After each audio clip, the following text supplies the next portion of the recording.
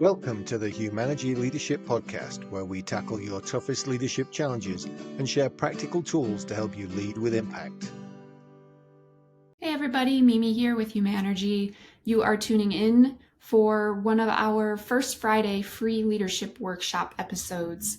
We have Humanergy coach Nikki Patterson presenting on building a coaching muscle and our model growth. You will hear her reference a couple of things if you're listening to audio only that you can go ahead and find on the Humanergy website. One of them is the leadership pyramid, which you can find on our free resources, free tools dropdown. The other thing is not on the website. It is the growth tool. You can email Nikki or David for that tool if you would like to have it for yourself. Nikki also references David in the chat. He says that he has made a better coach as a grandparent than he did as a parent. So just a little context for everybody who may be listening audio only.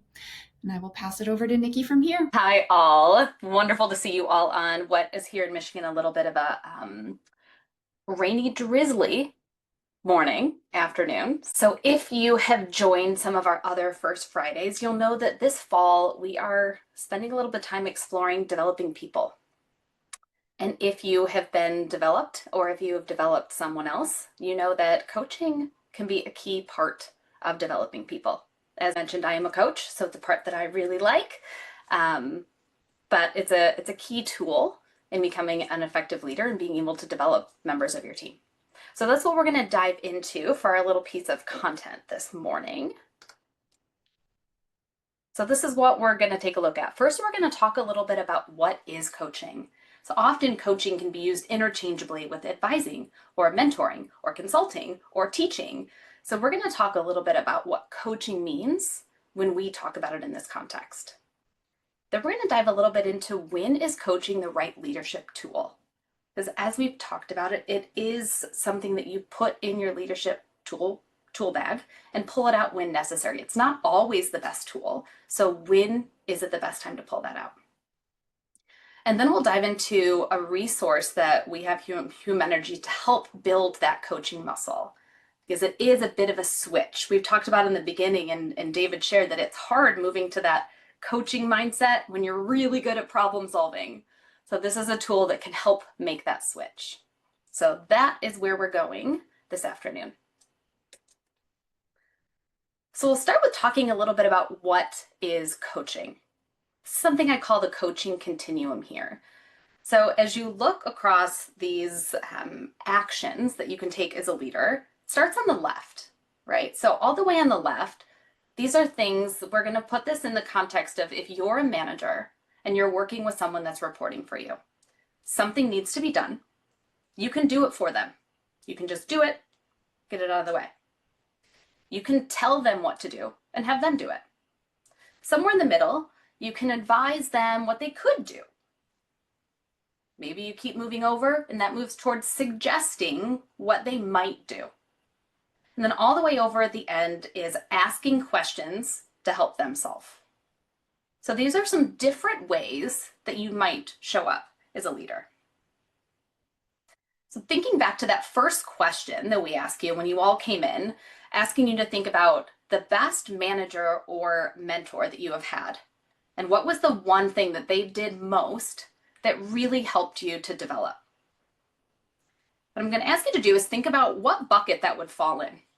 Was it more of a number one, do it for them? Was it more of they advised you? And drop that number into the chat box. So go ahead and pull up your chat box and you'll see each of these has a number. When you think about that best leader, what behavior did they most exhibit? All right, so we've got some scores coming in here. We've got a 5, a 3, a 5, a 4, a 5. 5, 5, 3, 4, 4 and 5. Yeah, okay. All right, so we've got Shamar, okay. Angela got a 4. Ashley a 5. 3, 4, and 5. Yeah, okay. So I'm gonna call Ashley, if you don't mind coming off, is your one I see. Tell me a little bit about, do you have number 5 there? Can you talk a little bit about what that manager did when you say the asking questions? Why was that so impactful? I think asking questions was so impactful because it allowed my development and growth. Um, I think maybe I was most comfortable when they gave advice or suggestions, but that didn't allow me that problem solving to develop my leadership skills. And so that's why the asking questions came in so handy, and has supported me where I'm at now. Well, thank you so much for sharing that. And that's often what we hear, right? It's helpful. Leaders need to show up in all of these ways at some point. But what I heard you say was asking those questions help you to develop your own confidence, for you to be able to make some of those decisions. And that's what helped you to grow. So there are times when our leaders absolutely need to tell someone what to do or do it for them. Let's say you had someone that started yesterday. They don't know the job yet. They're really just learning. Or let's say there's a crisis situation and you need something done really quickly. Yeah, maybe you do it for them. They can shadow you. Maybe you tell them what to do. There's times when that's necessary.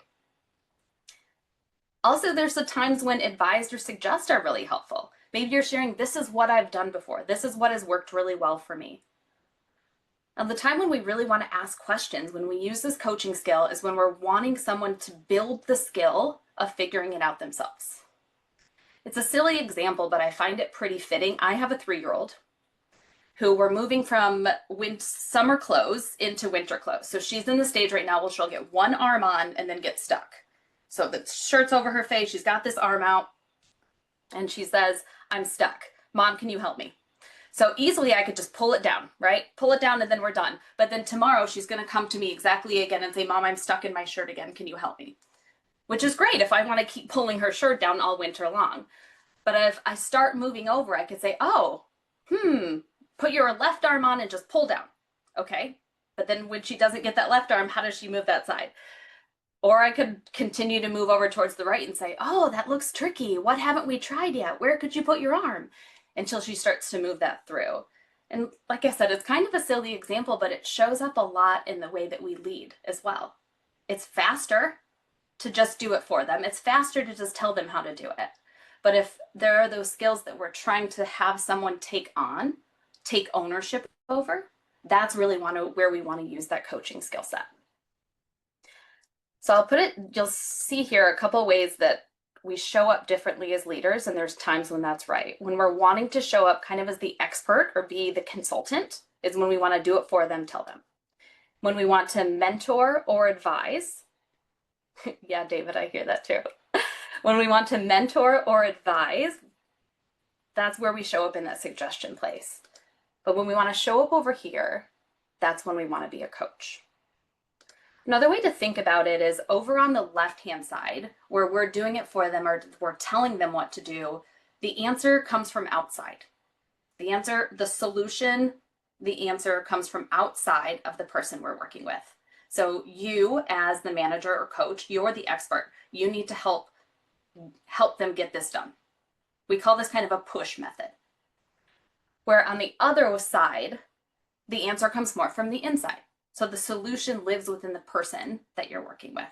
And this is a bit more of a pull, so you're helping to pull this out. So that's how we're thinking about when we might want to show up with a coaching skill versus when we might want to consult, teach, tell. For those of you that have done some work with Humanergy, which probably a lot of you have, this will look familiar. And you'll notice when we are a leader, the greater good focused leader, you'll still see that tell, advise, give your perspective does show up. There's times when it's necessary, but it's at the top of the pyramid. So that's a smaller percentage of time. The powerful questions, summarize, listen, authentic respect, which is believing the person can come up with the answer, is where we spend the bulk of our time. So that's a little bit of how to think about when the coaching muscle is where we want to be, where that coaching tool is the one we want to use. So let's say that you've identified, this is where I want to coach. This is an opportunity where I want to coach. Help the person come up with this skill. Help the person solve the problem. Now, how do you step into that coaching mindset? I will tell you, after doing this training with a lot of managers that are starting to move into the coaching mindset, the whole not solving the problem is incredibly hard, right? You have likely become a leader and been incredibly successful because you are phenomenal at solving problems. And now we're asking you, although you know the answer, don't solve it, just hold on to it and then help the other person to solve it. So we have something that we call our growth tool, which is helping you stay in that coaching mindset. As it's really good as you start to really build this coaching muscle and work on switching from the problem solver to the coach. So we're going to talk through what this looks like. So growth, we're going to follow those letters, and this helps guide how that conversation is going to go. So it's a structure for a coaching conversation. The first one is goal. So you're helping the person that you're coaching get really clear about what their goal is. Is it that they want to get a promotion? Is it that they want to be the lead on this project that you're starting in the next few weeks? What is their goal? And how will they know when they've reached success? That's the first thing we want to start with. Once we get clear on where they want to go, then we want to get clear on their current reality. What does today look like? I spent a long time at Google, so I often talk about this is Google Maps. It's most effective when you put in a destination and when it knows where you are, right? Those are two key points that any map that you use is going to be most effective if it knows where you're going and if it knows where you're starting. So that's that second piece you want to help with them. G, R, the next is going to be O. What are the options? And that is to take you from where they are today to where they want to go. And your role as the coach in this part is to help them brainstorm. What are some different ways that they can get from where they are today to where they're going? So we had G, R, O, W. This one is often talked about as the way forward, but I really like to think about it as will, because this is the most important question in this point. They've thought about, I could do this, I might do this, I could move forward. This one is, okay, what will you do? This part is really getting them to commit to some action. We've talked about some options. What will you do in the next month? And that shifts their perspective of, okay, I will do this. We're trying to move them into committing to action. The next two pieces, our T and our H, are really to help them make this will an actionable will. Tracking. How might you track it? How are you going to report it back to me? Right? How do we bring this will into reality? And the final piece here is help. What resources are they going to need? What help are they going to need? If you think about this, a lot of leaders that struggle with the delegation piece is leaders that own, I'm going to tell you what to do. I'm going to tell you what you will do. I'm going to tell you when you're going to report it back to me. I'm going to tell you how I'm going to help you. What if you just started to switch some of those small pieces? What will you do? How will you keep track of it? What do you need from me? Starting to move into that coaching mindset. There's a lot of great questions that can fit into these, but I'm going to give you some that are great places to start. So the goal is, what does success look like? How will you know when you've achieved it? It's fascinating how many of us will just keep going and move and do things without being really clear where we're going. So this is a great questions to start with. The next are the reality questions. Where are you now? What have you tried? What's in the way? You're trying to help them get clear around where they are right now in respect to where they want to go. Next is options. What choices do you have?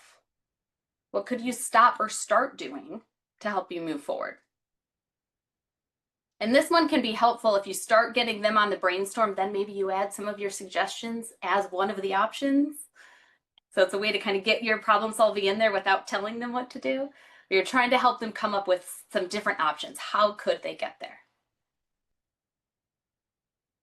Will is, what will you do and when will you do it by? Any of the clients that I coach know that I'm going to ask those 2 questions near the end of every single coaching call. We'll talk about all kinds of things. What will you do and when will you do it by? So they're really getting clear on that commitment piece. Tracking. How are you going to track your progress? When are we going to next talk about this? What are you going to give me an update on next time we get together? And finally, help. What else do you need? What resources do you need? And this is the big question. What do you need from me? That's a big part of this manager moving from directive to coaching is what do you need from me? They're keeping the solution and you're asking how you can help with that. So this can be a really good place to start with as you're either just starting to build that coaching muscle or as you're starting to kind of build extra strength there. A couple recommendations: write growth down on a piece of paper that you keep on your desk. It can be really helpful in that conversation. Okay, are we clear on G? Yeah, we got the goal, done. Now I need to ask some questions about reality. What might that look like? Maybe you write down 1 or 2 of these questions on that piece of paper that can be your go-to. Another piece that can be really helpful is telling your team that you're going to start building this mindset, that you're going to start using these coaching skills. If you're someone that tends to be pretty directive, your reports are really used to asking you a question and you tell them what to do. So if suddenly they come to ask you a question and you ask them a question back every time, they might think you're going a little crazy. So it's helpful to let them know that you're going to start building a coaching muscle and why. They can also be really great feedback on what are the coaching questions that are working really well, what helps them think in different ways. So those are some best practices of how to start building this coaching muscle and how to start putting it into your leadership tools. That was the Humanergy Leadership Podcast. Make sure you like and subscribe and visit humanergy.com for many more resources.